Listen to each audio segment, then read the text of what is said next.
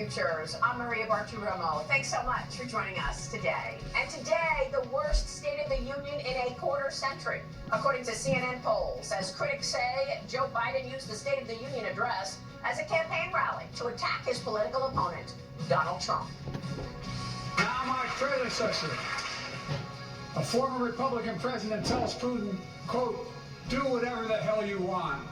My predecessor came to office determined to see Roe v. Wade overturned. Well, my predecessor, and many in this chamber, want to take this prescription drug away by repealing the Affordable Care Act.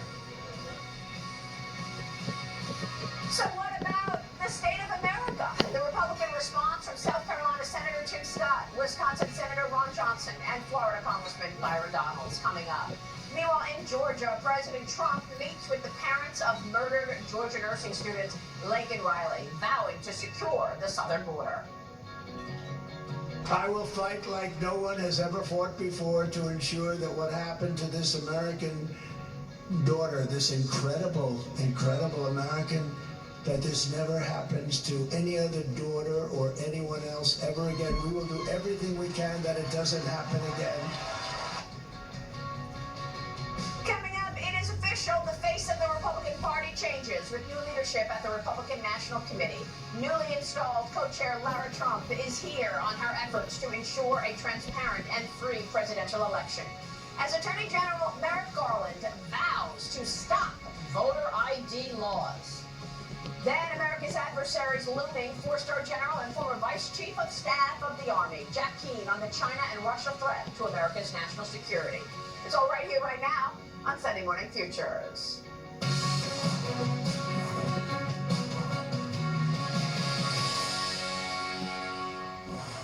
And today, we spring forward with this Sunday morning with just 239 days until November's presidential election and an expected rematch between President Biden and former President Trump.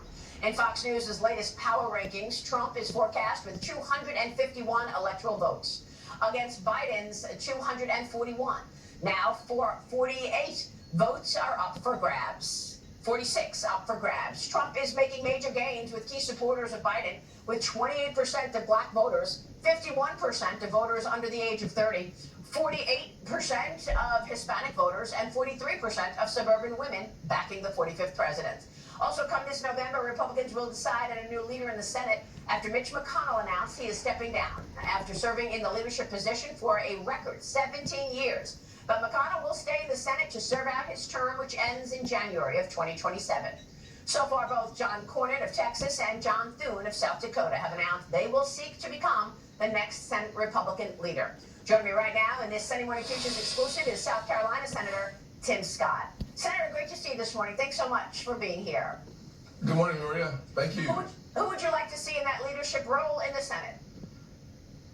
You know, it's a great question. I like to see someone leading the Senate who is willing and able to work hand in glove with President Trump. We need a majority in the Senate that understands putting America first is working with President Trump. Our priorities should start with closing the southern border. It should continue on having the next wave of tax cuts that gives Americans their money back. And then we should make sure that we have law and order in our streets. That's not the person, John or John, it's the concept that President Trump will lead our country to a brighter future, and we must have a new majority leader who wants to work hand in glove with Donald Trump. You know, well, President Trump was meeting with the family of Laken Riley, who was murdered by an illegal who crossed into this country in September of 2022, according to the FBI. President Biden was apologizing for calling that person an illegal. I don't understand this. Can you explain it? No one can explain that. Talk about disgusting.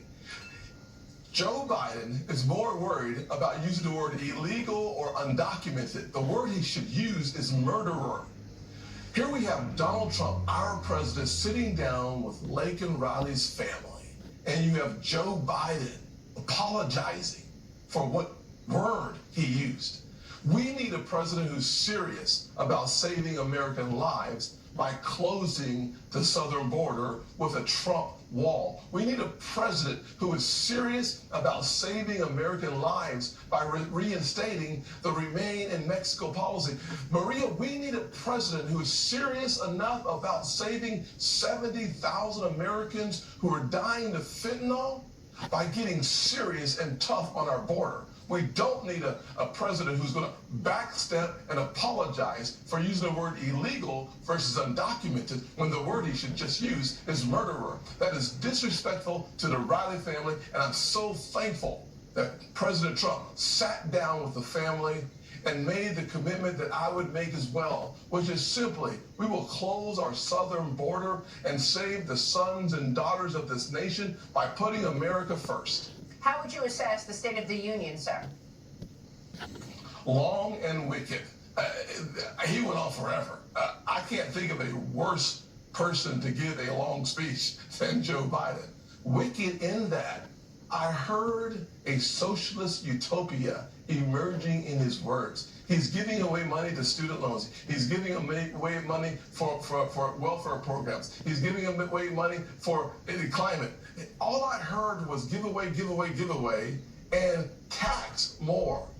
That is antithetical to who we are as Americans. What Americans want is the ability to control their own future. That requires having their money back. That's why we were better off under President Trump.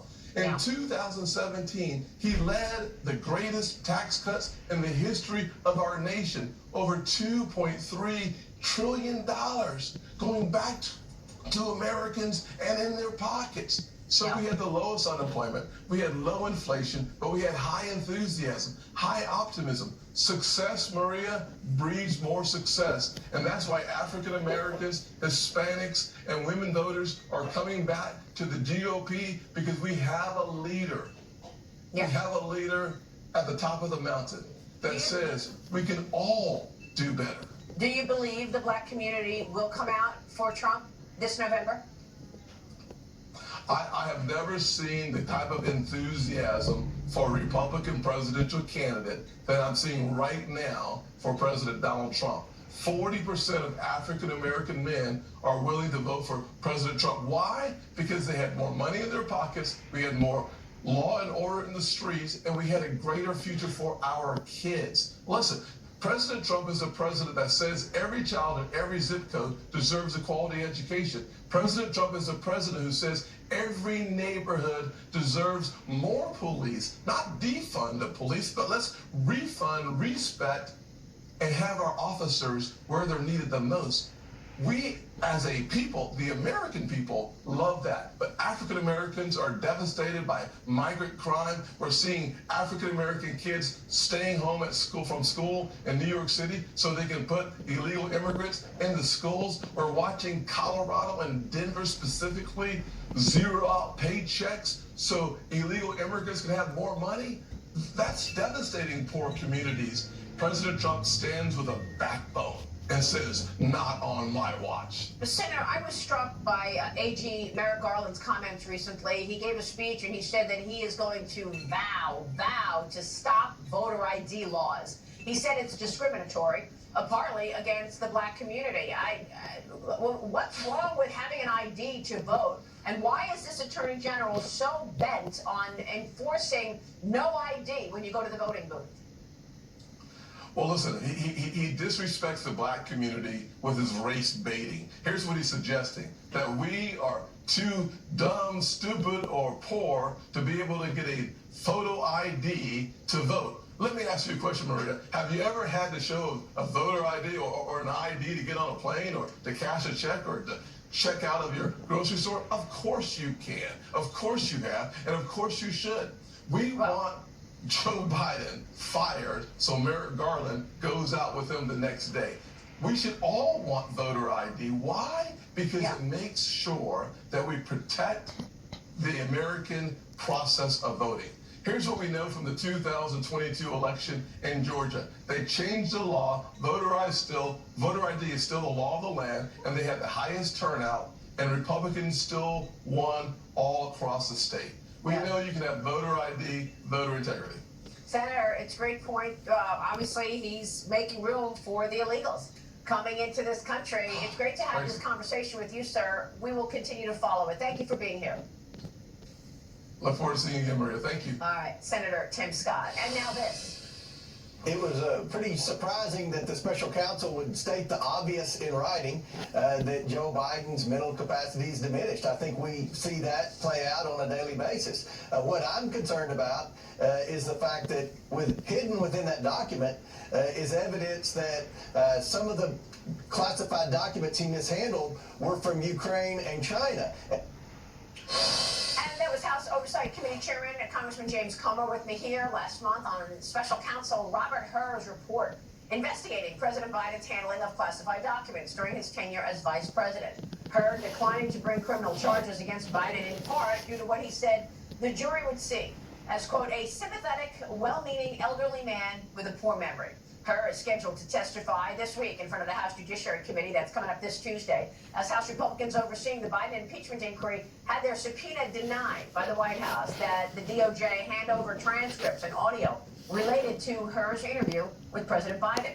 Meanwhile, Special Counsel Jack Smith continues to aggressively pursue criminal charges against former President Trump's handling of classified documents. He filed a number of arguments against Trump's bid to dismiss the case. Joining me right now in this Sunday Morning Futures Exclusive is House Oversight Committee member, Florida Congressman Byron Donalds. Congressman, it's great to see you this morning. Thanks so much for being here. Good to be back with you, Maria. Your reaction to this approach, different approach, toward the classified documents case? Look, I find it to be completely disgusting by the Department of Justice. House Oversight and House Judiciary are doing our jobs. We are requesting the information from the special counsel on his investigation into Joe Biden. And let's be clear, this is not about Joe Biden's activities during his presidency. It is the fact that he did take classified information from a secure facility when he was vice president and when he was a United States senator.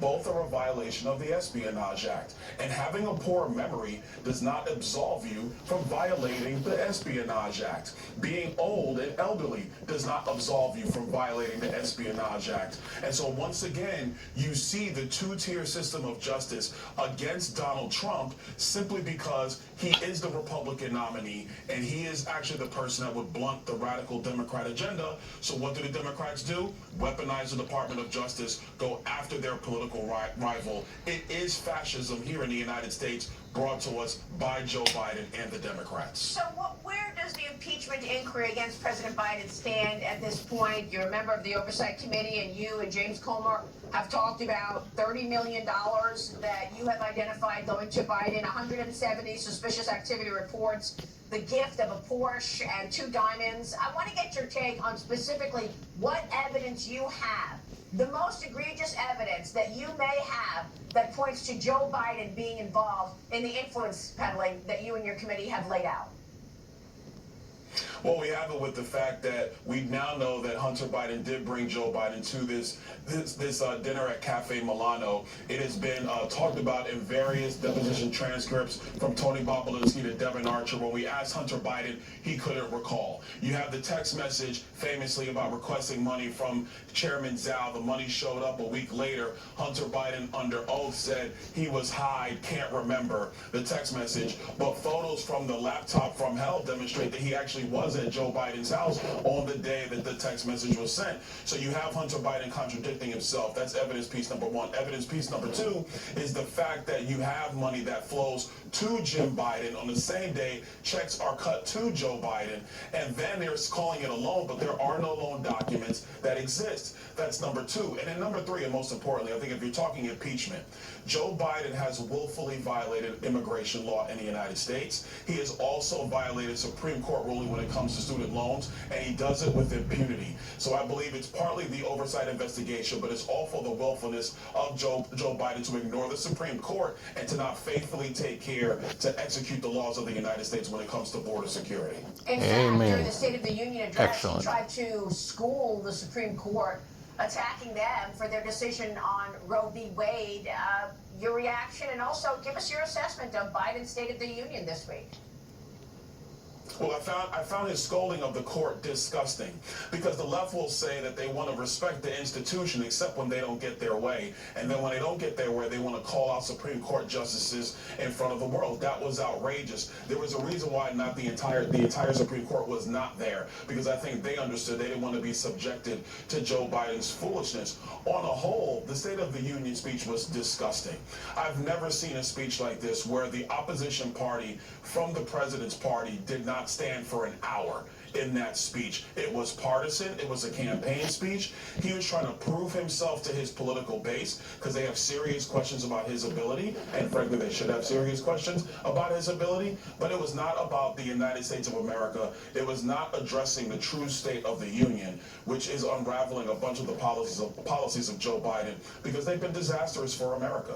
Well, this is what I really want to get to. I mean, the State of the Union is an opportunity for America to understand where the country stands on so many issues, whether it's economic or foreign policy or beyond.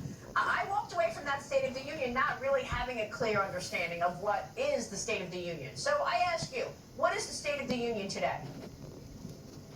Right now, under Joe Biden, we are a nation in decline. And it's truly sad, because America has so much promise.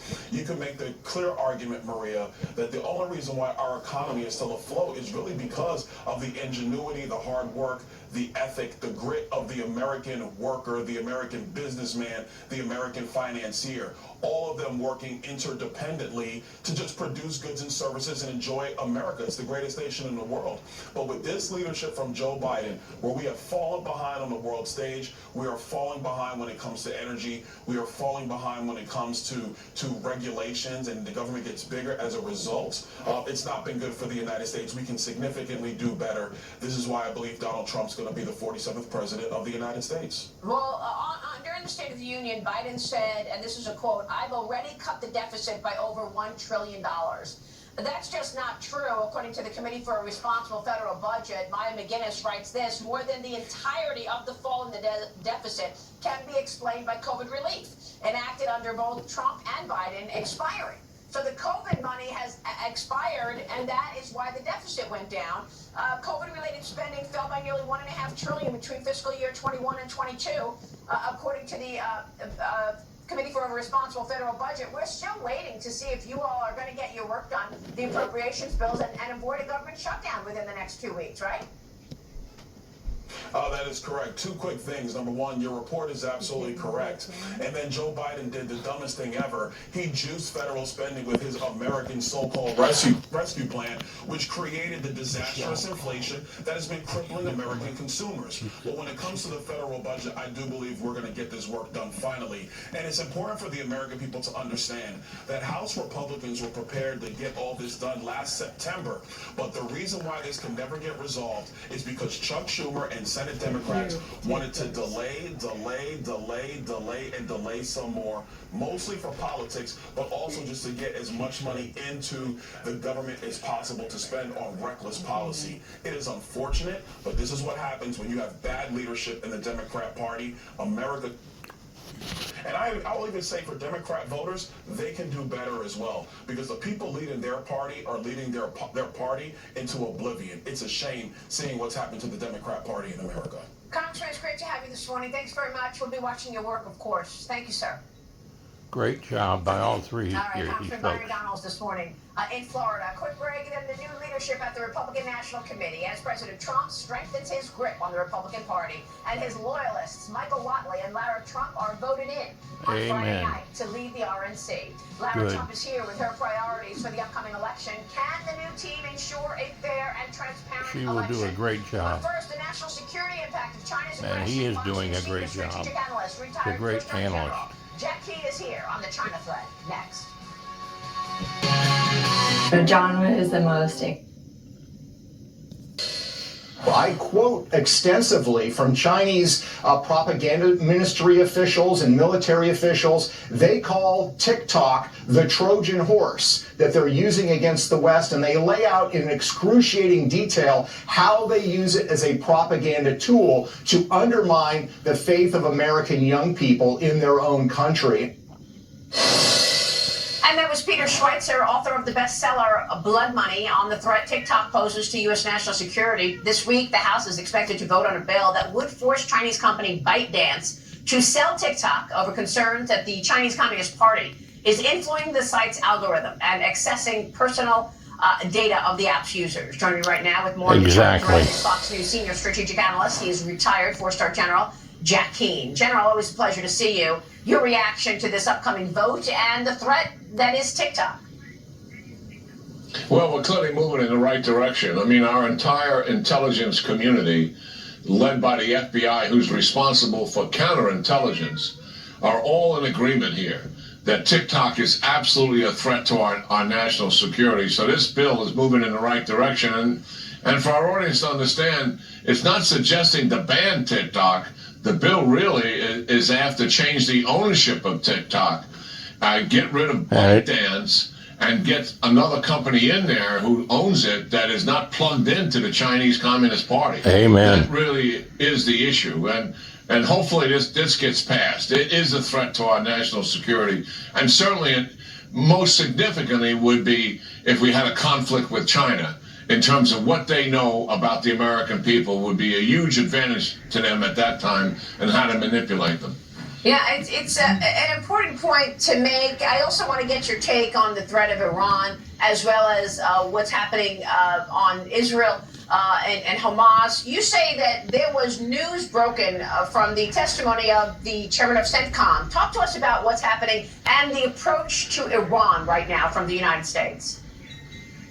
Yeah, well, a couple things. First of all, we have to congratulate CENTCOM and our military capability out there in literally shutting down the Iranian-backed militias that have been attacking our bases in Iraq and Syria. After the February 2nd and February 7th attack, 85 targets hit, and obviously the leader of the Iraqi-backed militia, that shut them down. They've been shut down for over a month, so good news there. But he also pointed out in dealing with the Houthis, because we've been out of Yemen for years. We're still in Iraq and Syria, and we don't have the visibility in Yemen that we used to have.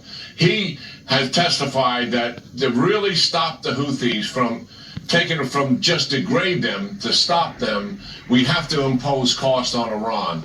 And that is something we've all been talking about here with you, Maria, and others. Iran is the center of gravity here, and you have to put their assets at risk. No one here, to include the CENTCOM commander, is talking about conducting an attack that would suggest we're going to war with Iran and going after infrastructure in Tehran like we did in Baghdad in 2003. These are limited attacks to get Iran's attention, to make sure they understand that their assets are going to be held at risk. And that is a step that still needs to be taken, and hopefully the administration will release the assets that the CENTCOM commander has to do just that.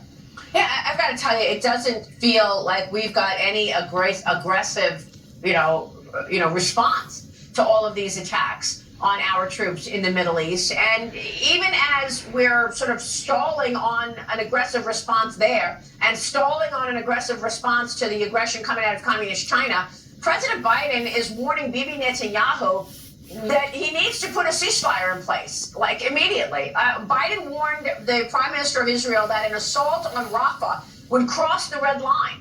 The president has been talking about this expected ceasefire for a number of days now, and yet there's been no conversation of any expectation that Hamas is going to release the hostages. Yeah, I mean, for the life of me, I don't know what is going on here. The proposal on the table that Israel has is a ceasefire for 6 weeks. And obviously a release of hostages and significant humanitarian aid. That's on the table. Who is saying no to that? Hamas. Right. They want a permanent ceasefire. They want withdrawal of Israeli troops from Gaza. I mean, those are unrealistic negotiating points. So it looks like Hamas appears to be digging their heels in here because they believe they had the wind at their back with the international community condemning Israel for its behavior. And now this just reinforces their position because we have the President of the United States, no less, reinforcing that behavior as well. Listen, what has to happen here, and let's put it on the table. Israel has to destroy the remaining effective Hamas fighting battalions, somewhere in the neighborhood of 5 to 6 of them, 4 of them in Rafah. If they don't do that, and if they don't take down the principal Hamas leaders who are still alive in those tunnel systems, what's going to happen? Hamas will declare victory, and they will rearm and reattack and threaten Israel again. That puts Israel's survival at risk. People will not want to live in Israel if they can't take care of their families and feel secure. That is the objective Hamas is trying to achieve. General, well said on all 3 accounts. We so appreciate your guidance and time this morning. Thank you, sir. General Laura Trump is here on Biden's State of the Union and revealing comments by Attorney General Merrick Garland when it comes to voter ID. Stay with us. Weekend that the Department of Justice will confront any state that implements tougher election security measures, including rules to show your ID.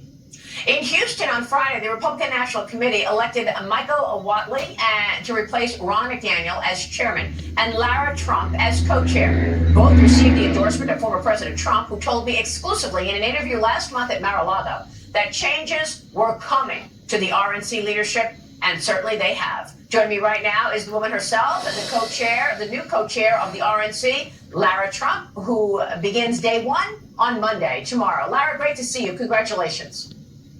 Thank you so much, Maria. I really appreciate it. What is your priority leading the RNC right now? Well, you just heard from the top law enforcement officer in the country, Merrick Garland, that he doesn't want voter ID anywhere, that he wants to basically give access, as I just heard from him, to anyone, whether they are legally able to vote or not. That is a huge problem. We have 3 pillars that we need to focus on at the RNC to ensure victory on November 5th. Turn out the vote, protect the vote, and raise money. But I would argue that maybe the most important of those 3 is protecting the vote, election integrity.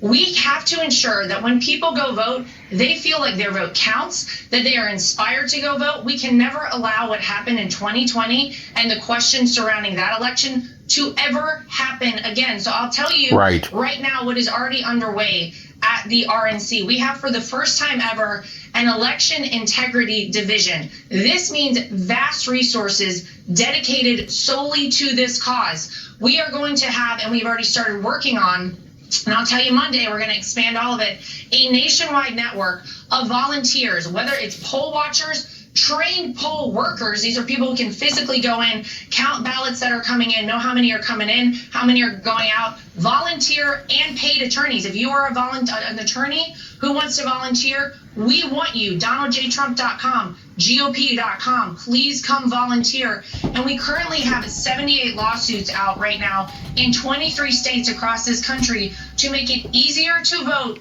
and harder to cheat. And here's what I want to say to anyone out there who is thinking about cheating in an election: we will go after you. You will be prosecuted to the full extent of the law. It is not worth it. Every person in this country, Maria, whether you are Republican or Democrat, should want free, fair, and transparent elections. That's what we're going to focus on. Well, look, you just heard AG Garland. You are going to be fighting up an uphill battle because they do not want voter IDs. He said he's going to vow to stop states that have voter IDs. And you have to question whether or not this is about the 10 million illegals who have come into this country on Joe Biden's watch. I had a friend the other day tell me she was standing at a food truck.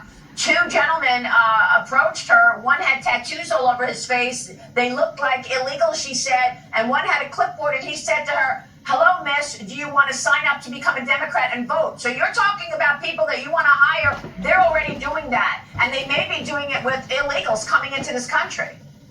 Yeah, well, you do have to ask yourself, why would you not want something so basic like voter ID? And I think you're right. People say, why do we have a fully open southern border? Why is it you are willing to allow fentanyl to pour over and kill 100,000 Americans a year? Why is it you're allowing 169 people on the terror watch list last fiscal year to come over? And I think the only thing people can figure is that the Democrats are bleeding and hemorrhaging voters. They understand that they cannot fool people in this country any longer, so they have to import people. And the only reason you wouldn't want voter ID is if you want people who cannot vote to vote in these elections. It is insane. But it's exactly the reason, Maria, that this is our #1 focus at the RNC. You know, you look at things like ballot harvesting. This is a tactic that the Democrats have used for decades. We are going to have a legal ballot harvesting operation at the RNC. It is already underway, and we will expand it again starting on Monday, starting next week when we are in that office. I can guarantee you that over the next 8 months, you are going to see things happen at the Republican National Committee unlike you have ever seen before, because this is a must-win election. If Donald Trump is not elected on November 5th of this year, I do not believe we have the same country on the other side. If these people are able to use their communist tactics like they have to try and stop this one man, if they are able to continue to destroy this country, we'll never get it back. So we are laser focused. We're ready to go, and we're ready to work hard. Is it too late already? The Democrats' machine is ongoing and has been on. Remember what Kamala Harris, the vice president, said the other day? She says now they're going to pay people to come out and get engaged into voting. She said government, and this is all taxpayer dollars. People should understand this is your money being used to pay college students to register voters. She said college students could soon earn money for registering other voters right now. They'll receive money through the Work Study, a federal program that pays most of students' wages while employed at a part-time job. Taxpayer money. Yeah, it's just like Otwell Rankin said, Trump using taxpayer money to influence the worst thing that can happen to the Democratic Party when they realize they can vote themselves benefits. Very, very problematic. It's not too late. I think that what we have to understand right now is that every tool in our war chest we have to bring out, because they are desperate. They are floundering. They are trying to sell a product to the American people in Joe Biden that they don't want. Look at the polling between Joe Biden and Donald Trump. If the election were held today, Donald Trump would win handily, no problem, hands down. We have to ensure that over the next 8 months, we get people out to early vote, we ballot harvest like nothing we've ever seen, and we ensure that every person who is legally able to vote can do so, and anyone who legally is not able to vote cannot do so. We have to protect that vote once it's in, and that is how we are going to win on November 5th. All right, Lara, we will be watching your work for sure. Thank you so much for joining us this morning. All right, RNC co-chair Lara Trump joining us this morning from Florida. Quick break and then campaigning at the State of the Union. The president's priorities failing to align with those of regular Americans as Joe Biden kicks off his State of the Union yelling about Ukraine, then tries to school the Supreme Court on abortion before misleading the country on his handling of the open border and the high-priced economy. Senate Homeland Security member Ron Johnson on the more than 10 million illegals in America on Joe Biden's watch, and why now we're not even supposed to admit that they are illegal and have broken the law to get here. Ron Johnson is next. In your pocket versus last year, 57% of people told us they have.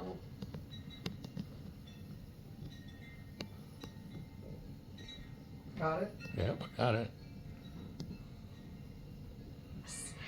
They tell us they're not doing well, their families aren't doing well. So looking at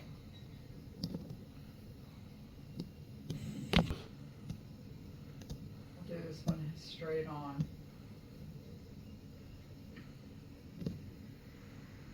Tebow has been using his platform off the field to bring faith, hope, and love to those who need it most. I sat down with Tim earlier this week to discuss his testimony on Capitol Hill and the work he and his foundation are fighting to get done. Tim, welcome to Fox News Sunday. Great to have you here in Washington, and you were on the Hill for a very important topic. It's one of the worst evils in the world, the fight against child exploitation. And I was made aware of this several years ago, just the depth of it by one of our team members who joined our team. She said to me, I believe that there's 20,000 boys and girls that are still unidentified. So law enforcement can see their abuse and rape images, but they haven't been able to identify them. So if you can't identify them, then how could you possibly get to them? And so that led to a meeting in Lyon, France that we convened with Homeland Security, Interpol, NCMEC, ICMEC, Europol, Google, NEMI. So many people, 18 countries came together to talk about this, and we found out it's not 20,000 kids that are unknown and unidentified. It's over 50,000 boys and girls through the backlog are unidentified in these global databases. There are so many boys and girls, and 65% of them are under the age of 12, and 4.3% of them, that's 2,100, are infants. Tebow launched his foundation in 2010 with the goal of caring for the most vulnerable people, or MVPs, across the world. Since its inception, his foundation has conducted philanthropic work in more than 80 countries. One of its focuses is identifying victims of human trafficking and child exploitation and bringing their abusers to justice with the help of law enforcement. After weeks of piecing together clues in the photos and other digital breadcrumbs he unknowingly left behind, they finally found the offender. Today, that little girl who was once a victim is now a survivor, and the man who did unimaginable and unspeakable things to her is serving a life sentence in prison. How does this problem get solved? I mean, how do you identify them? Is it that you're on the hill to ask for more resources? The tip of the spear for this fight is victim identification specialists. They're amazing frontline heroes, but right now we only have 7 here, and we need to have 100, 200. And so one of the appeals we were making is to bring more funding to C3 and HSI in this center for these victim identification specialists, but it really starts with being able to build a team to identify, and then partnerships all around the world, because when you have one of these images or videos, you don't know where that lead is going to take you. It could take you to Tampa, Florida, it could take you to Pennsylvania, it could take you to Thailand, it could take you to Germany, and over half of them so far that have been rescued have been right here in the U.S. It's just shameful. It's shocking. But something else that you do around the world as well is Night to Shine, which has been such a beautiful thing. I love when you get to that season and people are posting on social media about what their church is doing or their community is doing with these special, amazing kings and queens that you want to celebrate. And I mean, it's been pretty long running now. We just got to celebrate our 10-year anniversary of Night to Shine, and Night to Shine it's my favorite night of the year. We get to celebrate so many, as you call them, kings and queens, because every single honored guest to us is a king or a queen. But we get to celebrate so many people that have never been celebrated before. And one of the countries we were in this year, where we were finishing a Night to Shine, and we were walking back through at the end of the night, and we saw the red carpet that was rolled up, and it was sitting to the side. And it was so cool because one of the team members looked at me and he said, "How crazy is that?" Right? That the red carpet is rolled up, but the worth and the value and the love that was shared and experienced tonight is not rolled up. Right? Like the night might end, but the worth and the value for all of humanity, for the 16% of the world's population that so many times has been looked past, has looked beyond, hasn't been seen as valuable, but we know to our God they have infinite value and worth, and we want to share that so that they can truly experience it and know that. It's a beautiful thing. God bless you for how you're using your platform in all these different ways to really try to make a difference. It's inspiring to the rest of us to get out there and act as well. Well, thank you so much. And just a quick note, my podcast, Living the Bream, drops new episode this week. I sat down with the author and founder of The If Gathering, Jenny Allen, to talk about her new book, Untangle Your Emotions, naming what you feel and knowing what to do about it. And don't we all have some emotions these days? It's a great discussion. That's it for us today. Thank you for joining us. I'm Shannon Bream. Have a great week. We'll see you back here next Fox News Sunday.